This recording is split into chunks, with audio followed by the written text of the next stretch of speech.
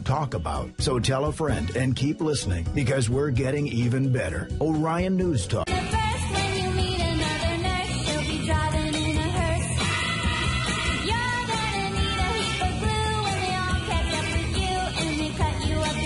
Welcome to Nuked Radio. This is episode 33. Today is Tuesday, May 22nd, 2012. I'm your host, Christina Consolo, and with me today is Jules and Kurt from room 101. How you guys doing today? Great. Well. Yeah, happy Tuesday. Happy Tuesday, and NATO went off without a hitch this weekend, except for about 90 protesters that got arrested. I didn't hear the final tally on injuries. I know there were a couple of skirmishes between the protesters and police, but for the most part, the crowd seemed very well behaved from what I saw, and I was pretty much glued to that Ustream all weekend. And something that really concerned me, though, was Sunday night, a storm moved through Chicago, and there were a couple thousand protesters down at the Art Institute where the NATO attendees were having a dinner or a gathering, and it just poured. And that storm system, when it went through my area yesterday, I was getting some pretty big spikes on my soaks. So I put out a video for the forecast and listed some of the exposure symptoms that people might have noticed if they were caught out in the rain and how to decontaminate. Yeah, we had that storm blow through here yesterday also, and my numbers were elevated. Yeah, just right ahead of the system, right before it started raining. Big news this weekend, though. Chairman of NRC to resign under fire. This is from the New York Times. Gregory B. Jasko, whose 3-year tenure as chairman of the Nuclear Regulatory Commission has been marked by bitter battles with colleagues and with Congress, and announced Monday that he would step down as soon as a successor was confirmed. The White House said it would name a successor soon, but it is unlikely that anyone will be confirmed to succeed Dr. Jasko for many months, ensuring continued turmoil at the deeply divided agency. The Commission's Inspector General is preparing a report to be issued in coming weeks that is expected to repeat some of the charges of mismanagement and verbal abuse of subordinates that have isolated Dr. Jasko from other members. Dr. Jasko, chairman since May 2009 and the longest-serving member of the 5-member commission, was an outsider and a maverick when he joined the panel more than 7 years ago. He's drawn sharp criticism for helping to end the government's consideration of a proposed nuclear waste dump at Yucca Mountain in the Nevada desert, and for assuming some emergency powers at the Commission after the triple meltdown of Japan's Fukushima Daiichi reactors in March 2011. He sought to address some long-standing safety problems at the 104 nuclear power reactors in the United States, but with a background in nuclear physics and nuclear policy and not in the nuclear industry, Dr. Jasko was viewed with skepticism and mistrust by some industry insiders. In a telephone interview, he refused to talk about his clashes with other commissioners, which resulted in an internal commission investigation and congressional hearings. I saw some of those. I thought it was really the right time to make that announcement to give the president an opportunity to take whatever time may be needed to identify and work through the process of selecting a successor, he said. Without acknowledging the attacks from Republicans, Dr. Jasko said they were not a factor in his choice to resign. This was my own decision, he said. What's weird about this is that his term would have ended in January, so if something pushed him out of there sooner. I know that he's been very outspoken about the safety issues and the plants. In fact, I saw him speak at a recent meeting in front of a couple hundred people in the nuke industry. And while he was mentioning the safety of the plants, you could see some of these guys in the audience like snickering. It's kind of obvious people don't like him or his style.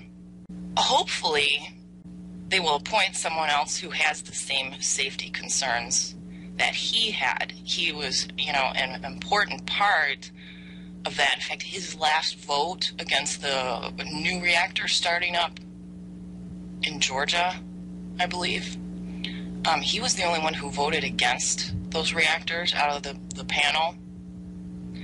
But the other thing that's in the back of my mind is hopefully he'll become a whistleblower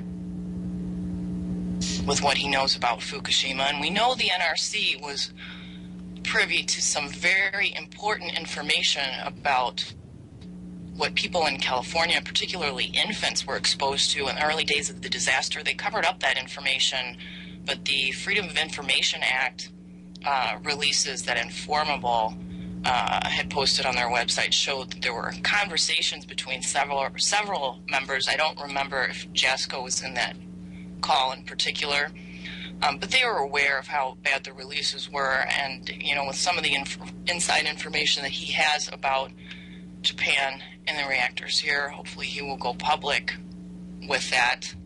I spoke to one of our listeners over the weekend, a lady named Gail. We had a lovely conversation. She's actually been selected to be one of 12 people to have 3 minutes with Jasko about the Palisades plant in Michigan. I believe that meeting is this Friday. She wanted to talk to me beforehand to see if what I thought she should bring up so she could make the most of that 3 minutes. And it was the next day that I found out he was resigning. So he will still be at that meeting because he's going to be in place until a successor is named. So good luck to Gail on Friday with that. Something else that was going on this weekend were earthquakes. And we had the eclipse, which I didn't get a chance to see. I guess the view from California was spectacular. It was too low in the sky here to really see from my area. Just in the last half hour, Poland had a 3.2. There was a large earthquake in Italy this weekend in an area that has been inactive for about 130 years. Bulgaria also had some big quakes yesterday from a fault that's been inactive for so long that seismologists don't even monitor it anymore. And they've had a couple big aftershocks there too.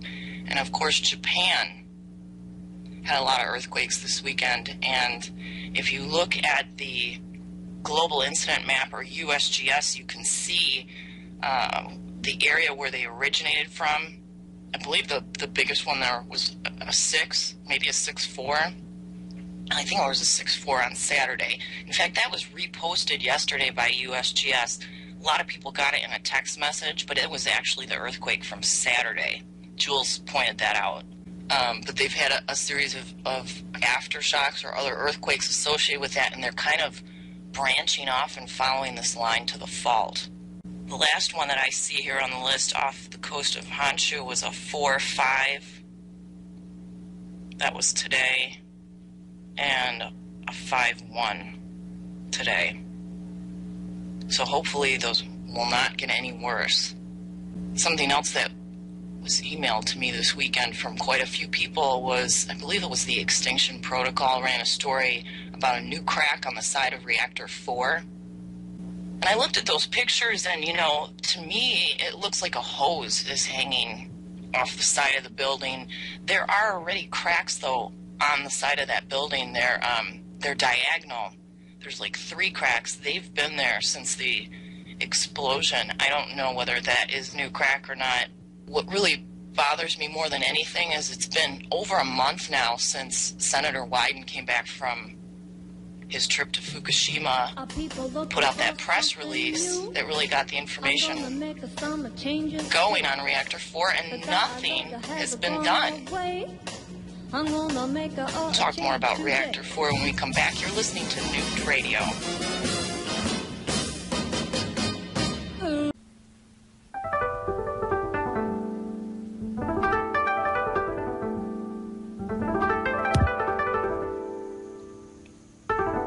And welcome back to Nuked Radio. A couple more articles from Any News today. Ambassador's comments translated: another accident at number 4 reactor building could cause the final catastrophe of the world. So they're still talking about it, just not doing anything about it. A senior writer at Mainichi said all of eastern Japan would be evacuated if the Fukushima plant was abandoned. And, you know, they're discussing whether or not TEPCO wanted to abandon the plant at the beginning of the disaster, and there's all this dialogue going back and forth. Who cares? At this point, they need to do something about Reactor 4. Arnie Gunderson, also, pyrophoric fire if fuel rods in Unit 4 pool are not cooled, potential contamination of entire northern hemisphere. There's a video, and I'll drop it into chat for you guys. Unit 4's weekend. I think about an M7 or 7.5 quake will knock that building to the ground. The fuel is still hot enough where it can begin to burn.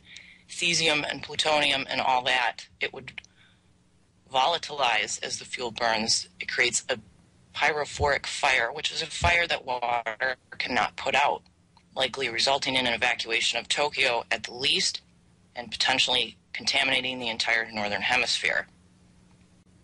Something else, though, that came out today about Reactor 1. After Michio Kaku's warnings about the liquid fuel in 2 and possibly 3, Japan nuclear experts are now saying there are fears the corium is not totally covered in water at reactor number 1. It may only be 15 inches deep, even lower than number 2. And the hole in that reactor is what's causing 6 tons of water per hour pouring into the ocean.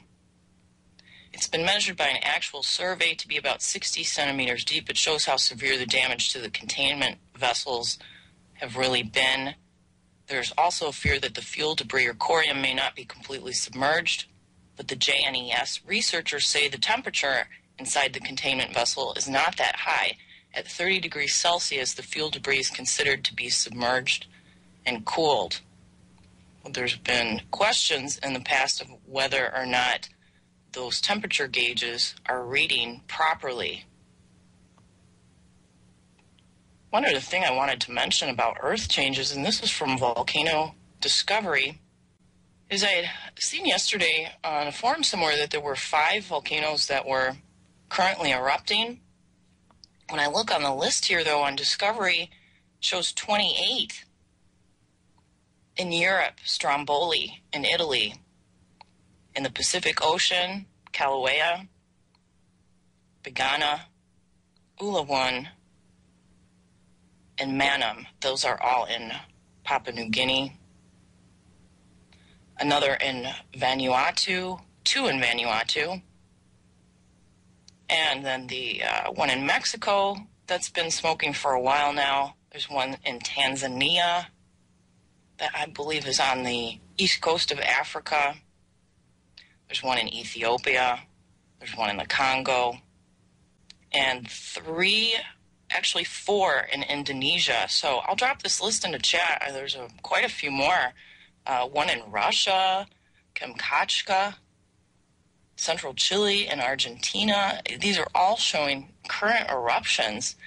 And what's really remarkable about this is that I haven't seen anything in the mainstream news about it. Any News also ran a story a couple of days ago, and I want to talk about this briefly, about the plant life showing mutations. In Tokyo, fasciated dandelions are reported very often. The reporter of a news TV show, Morning Bird, on TV Asahi, asked audience for information of mutated dandelions in Tokyo, but he found some by himself on a walk in Tokyo. He comments that he found fasciated dandelions very often. They look just like the ones here. In fact, this weekend, I had people post on Mutation Watch, on Radchick, or email to me mutations in corn, parsley, carrots, celery, that one was mine, tomatoes, and some monstrous dandelions. One was from southwest Michigan. This couple was driving at night and their headlights hit it, and they stopped the car, pulled over, and pulled a leaf out, and the lady held this leaf up to her leg, and the top of the leaf rested on her foot, and the bottom of the stalk was actually just a little bit above her knee. So it was like a 2-foot-long dandelion leaf. It didn't have any flowers on it, but it was just huge. And I had seen this also when I went for a little hike last weekend to a park around here. I haven't been there yet this year, and I mean, I saw plants that just stopped me in my tracks. They were so huge. It's like a rainforest in there. The low-lying areas measured 42 microsieverts, and like standing water areas, that was the highest reading that I got.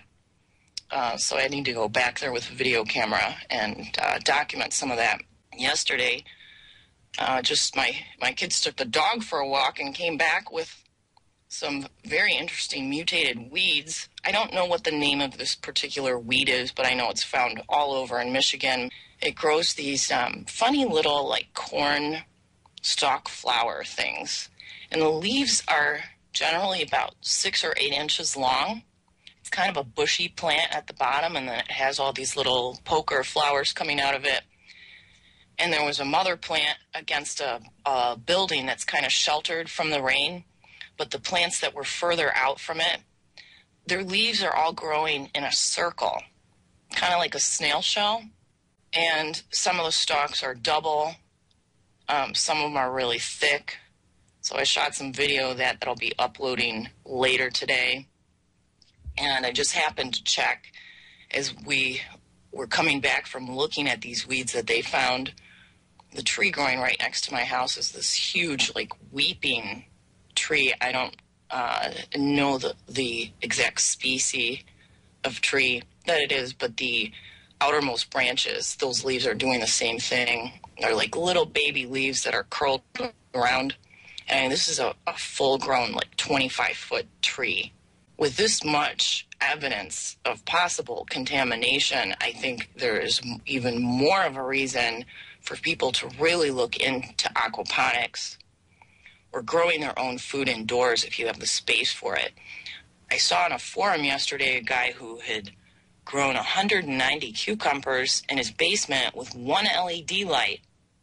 If I had the room indoors, I would certainly be doing this. There are smaller versions of aquaponics that you can put together, and I think we need to get Drew back on here to see what the latest is. He's working on he's got a small scale system that they're in the process of building right now to help us out. He's going to get some video for us, and we'll post it to give people an idea of something that you can do yourself at home to grow some non-radioactive food, you know?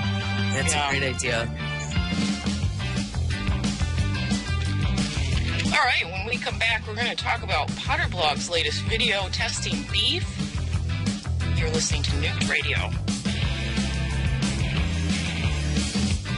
I got your picture of me and you. You wrote I love you. I love you too.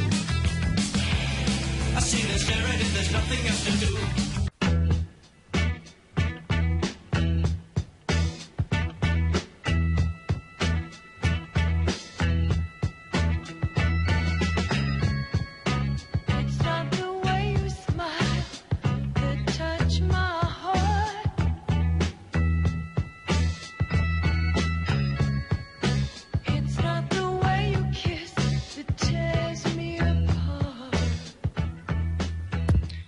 Welcome back to Nuked Radio. This was posted on Saturday, May 19th. I dropped a video and the article into chat for you guys. Alert, radioactive fallout identified in and on U.S. ground beef. The Potterblog team spent $1,100 to have U.S. ground beef tested by professional labs for radioactive contamination from plutonium, strontium, and gamma-producing radionuclides. The ground beef samples tested were from grass-fed cows, which went to the butcher in July of 2011. The radioactive testing occurred during the first week of May 2012. The ground beef sample returned readings showing that the cow had ingested radioactive fallout. The sample also had readings which point to a recent nuclear fission and control rod fire occurring within the last few weeks.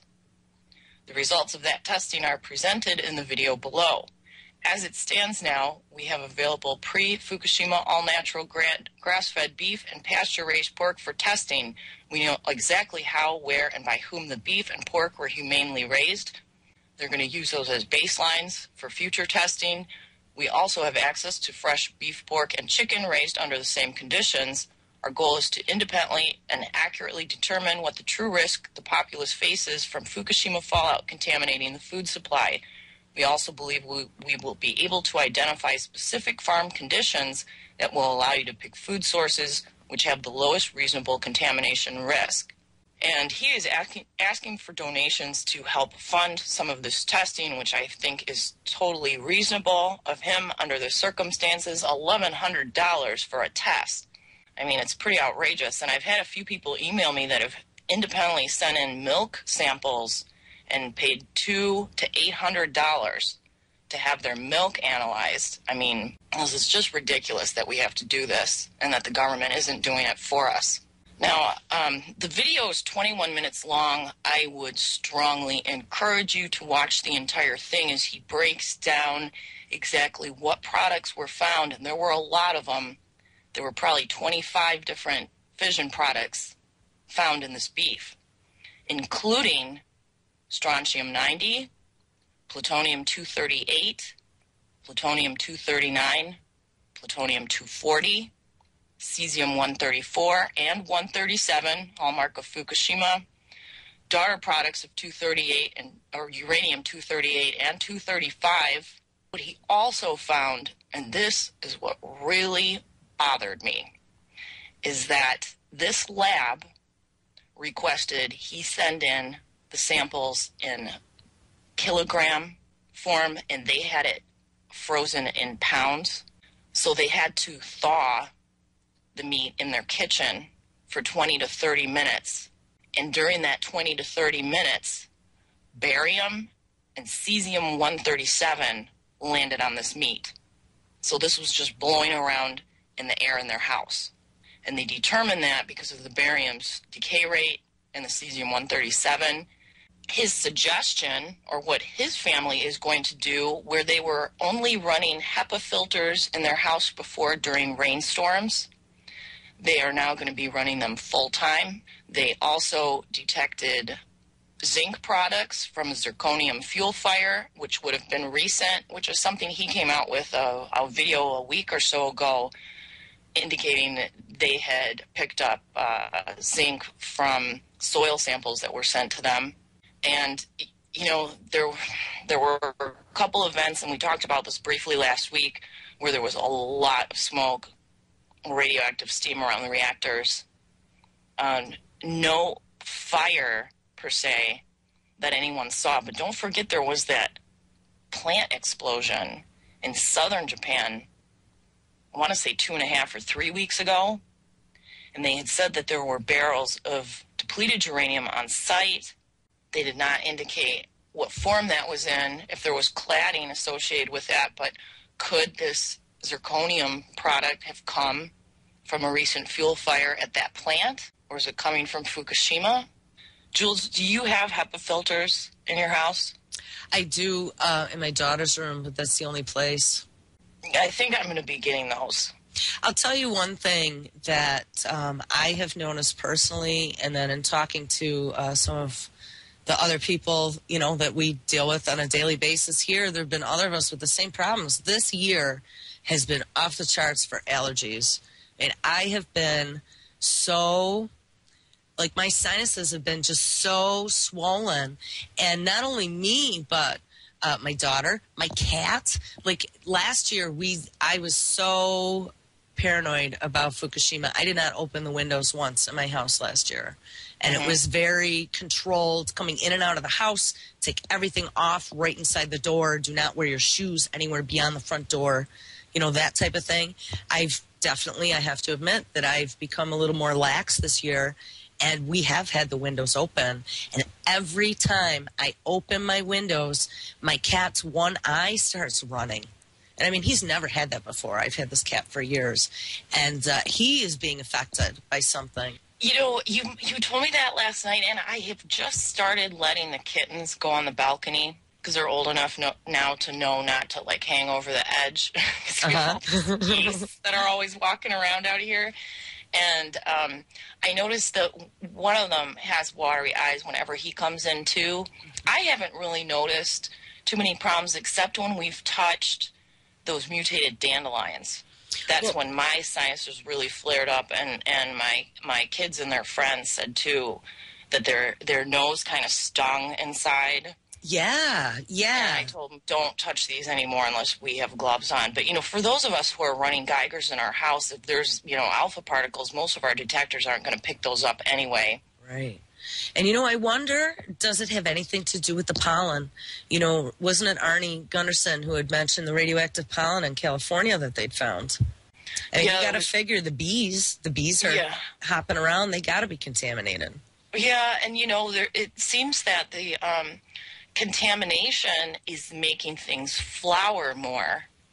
Yeah, all my lilies are in full bloom right now, and you should see they're massive. The lilies that we have coming up, to the tops of them have those curly leaves on them too. Wow. But they are loaded with flowers. They haven't bloomed yet, but I noticed there's like 8 heads on top of the lilies when there should only be 4. So it'll be interesting to see what they look like. And I've seen some mutated lilies online. If you look up fasciation under Google Images, you can see pictures of mutated lilies. The stems don't look thicker, but the number of flowers is unusual. So maybe the increase in the number of flowering things has gone up, and that's creating more of a pollen situation. I mean, I have noticed, because one of my cars is black, that there's a lot of pollen floating around. When I've tested it, though, I haven't had anything unusual just from like a dry sample. But again, I'm not, I don't have a detector for alpha particles. So, this was really concerning, especially the part that, there was fallout that landed on the sample as it's thawing in his house, in his kitchen. And for future testing, he said what they're going to do is like vacuum zip the bags before taking something out to thaw it, because he had frozen everything in 1-pound chunks, and they had to break it into kilogram chunks. So that was why it was thawed before it was sent to the lab. If you watch that video, though, you can see the actual report that came from the lab with the breakdown of numbers. But one other thing that I want to mention is that they ate this meat. This meat was still, even with all of these things that were picked up in it, 2,000 times less than what's allowed in Europe in their meat. So, I mean, the fact that it's there is very concerning. The fact that the farmers aren't doing anything to mitigate, feeding the cows boron like they're doing in Hawaii. They're not doing that here. We started a couple pages on Facebook for farmers, and I've been posting to food chain pages also and getting them interested in this. But if you know anybody in the farming industry, please make them aware of this, because there could be measures that are taken, and these cows that he tested also drank from a protected water source. So the fallout was probably less in the meat than it would be from cows drinking from other water sources. A change today.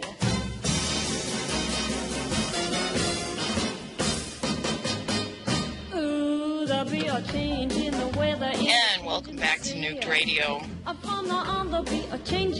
Last week, I went on Wide Awake News with Charlie McGrath, and I was actually supposed to be on there this Thursday, but I was in his chat, and he had this woman on named Sharry Edwards from Sound Health Solutions, and he pulled me into the conversation, and I am so happy that he did that, and I made contact with this woman because she has been a pioneer of this very exciting sound technology. And I didn't know a whole lot about this. I've heard of it. I know my mom was looking into this a few years ago in Canada, but she's like really into alternative medicine stuff. And this is from their website, Sound Health Options. Is frequency the future of medicine or an ancient mystery revealed? Novel research supports the assertion that ancient Templar cross architecture contains math codes that support frequency-based medicine. The idea of revisiting lost knowledge through the use of computer-constructed biometrics provides a new paradigm that will change the face of future medicine. It usually takes a well-funded scientific breakthrough or an overwhelming catastrophe to facilitate change that actually makes a difference. People are slow to embrace new scientific information because anything fundamentally different from the status quo intimidates them. Although a major disaster forces transformation, people don't always adjust willingly. The most profound and permanent way to cause a shift in perception is through affirmative life experience. This woman has been researching the connection between health and sound and frequency for 30 years. She has a group of physicians and PhDs that she works with. They've participated in clinical research. In fact, she wrote a grant request to the National Institutes of Health, I think she said 2 years ago, to do a Parkinson's study on predicting patients that would develop Parkinson's by analyzing voice patterns. And they turned her down for the study and then okayed it for Pfizer. And Pfizer found that you can predict Parkinson's from voice analysis.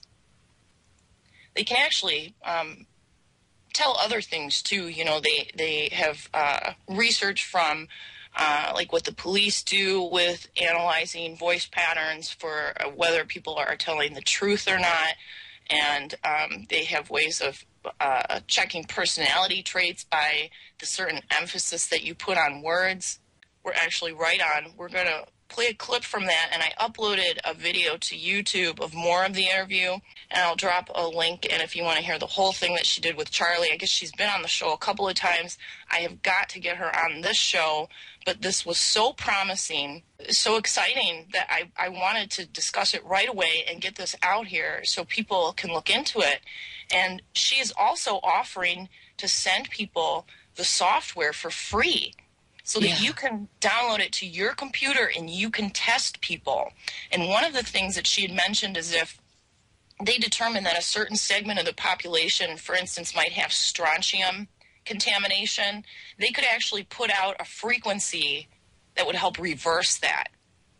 Well, I mean, just think about that for a second. And I asked her right at the start of the show, I said, one of the questions I've had and what I've been told is that they could use frequency by building this huge, like, array of antenna around Fukushima to actually contain the radiation because of its the charged particles. And she said there is somebody who is working on that. I believe his name is John Hutchinson. I haven't had a chance to look into what he's doing in terms of that research, but it was absolutely fascinating to talk with her. So we're going to play that clip. You know, DARPA has been doing a lot of research in manipulating bodily functions with different frequency waves. And there was just an article that came out, I don't know, maybe it was last week. Madison put it out on NLI for being able to turn on and off insulin genes, I believe, using radio waves. Certain frequencies of radio waves. And there's been all the research on the brain that they've been doing, being able to elicit emotions. I mean, I think that there is so much that we don't understand about sound, that this is one of the areas that's been hidden that are extremely powerful. And yes, this woman, I mean, I heard her when she was on JJ's show back last summer, and she did the same thing for JJ, listened to his voice, ran it through the analyzer, and pegged him one after the other after the other. She could diagnose any issues that he had, you know, any personality traits. It was really amazing. Yeah, unfortunately, she also picked up that I've had recent exposure to iodine-131, and it's weird because my thyroid was really hurting that day. I was getting a pain on the left side of my neck and zinc from that zirconium fire. But we'll go ahead and play a portion of that. It's about 5 minutes. You've been doing it for a long time. But, you were starting to get, not starting, I mean, you've always had, like, university recognition. But you talked about this, all this money going out in this field. Are you guys being asked to come in and provide information on it? Or is it still, they're trying to keep it in the mainstream medicine type of realm? We have already presented at the FDA and the National Institute of Health, and their advice to us is don't tell anybody you can do this. And for 2 years, I set on it until they asked me to write a grant about Parkinson's, which I did, because we can predict Parkinson's within 2 or 3 years of when it's going to happen. Mm-hmm. And next thing I know, well, your grant wasn't funded, blah, blah, blah, good luck next time. And within a year, Pfizer Pharmaceuticals had an article out on how to predict Parkinson's through a vocal print. So I don't trust them anymore. Yeah, I don't blame you. And I don't want to run this business by fear, and that's the reason I kept it to myself for many years, although a lot of doctors send us patients that they don't know how to figure out. And here's a secret. If you'll go to soundhealthoptions.com/secret-stash.html, there are 2 videos there that people can download and pass around, and one of them is Miracles of Non-Medicine, and you can hear the doctors that work with us and the people who have benefited from what we do. But I was running in fear, Charlie and Christina. I wouldn't go public because I didn't want to get bashed by the FDA. But so many people are taking this up, like Pfizer, like Cogstate in Australia, University of Massachusetts, University of Wisconsin at Madison, AT&T that I just announced. We have to step out, and we're going to step out with Gout, this big project that we just did. And a lot of that is on YouTube, and there's profiles on our website. We really can do this. We can extrapolate. One of the biggest things we did was turn around swine flu, Tamiflu-resistant swine flu. Mm-hmm. So we don't have to be under the government's threat of a pandemic. If we can get a center, a bioacoustic center in every community, and if people already are set up, I'm supplying the software, and there's 6-7 different softwares for free that they can use to help get that center started. Sharry, I want to ask you, and Christina as well, because you have told me before. You and I have talked on the program. It's like talking to my aunt. We stay on the phone for an hour and a half, just BSing. But you had told me that you can detect levels, different kinds of radiation levels, just by analyzing the voice. Correct? Absolutely. And obviously, Christina, this is your realm. And I found it very interesting. In fact, when I first heard this, I thought I should put you two in touch, because you're always looking for ways to not only detect radiation, but on looking for solutions to combat it. Well, if Christine will give me a 30-second vocal print, I'll just see where she stands. All right. Well, I think we have that. Christina, why don't you say something for 30 seconds? Okay, let me get my machine up. Wait a minute. Okay, we're probably going to have to, Christina, I hate to do this to you. You're the guinea pig, but I know you believe in what you're saying, so it's going to be fun.